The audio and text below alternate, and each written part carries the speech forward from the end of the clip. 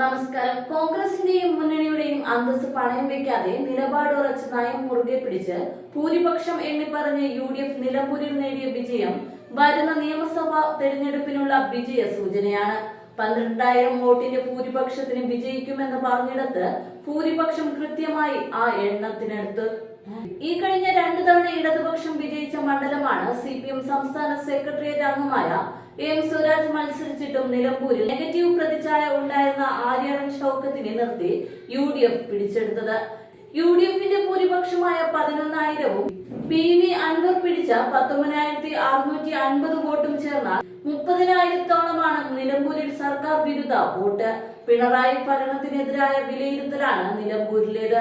PV അൻവറിന്റെ വിലപേശലിന് നിന്നുകൊടുക്കാതെ, കോൺഗ്രസിന്റെ ആദർശങ്ങൾ ബലികൊടുക്കാതെ, മുന്നണിയുടെ അന്തസ് പണയം വെക്കാതെ വമ്പൻ ഭൂരിപക്ഷത്തിൽ വിജയിക്കാനായി എന്നത് UDFന് വൻ നേട്ടമാണ്.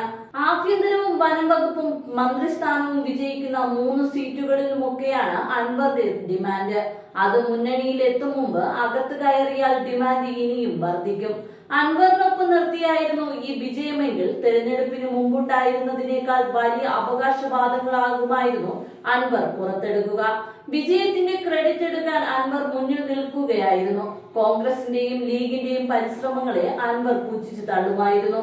ഇതിപ്പോൾ അനുസരണയുള്ള കുട്ടിയായി അൻവർ UDFന് പിന്നാലെ വരാൻ നിർബന്ധിതനാവുകയാണ്. അതല്ലാതെ അൻവറിന് വേറെ വഴിയില്ല. 2026 നിയമസഭാ തെരഞ്ഞെടുപ്പിന്റെ സെമി ഫൈനൽ എന്ന് വിശേഷിക്കപ്പെട്ട് നിലമ്പൂർ ഉപതെരഞ്ഞെടുപ്പിലെ വിജയം നേടാനായത് UDFന് വലിയ ആത്മവിശ്വാസമാണ് നൽകുന്നത്.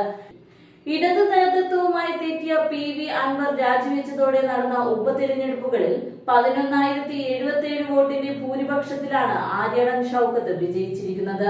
UDF 77,737, LDF 66,660, PV Anwar 19,760, BJP 8,648 എന്നിങ്ങനെയാണ് വോട്ട് നില.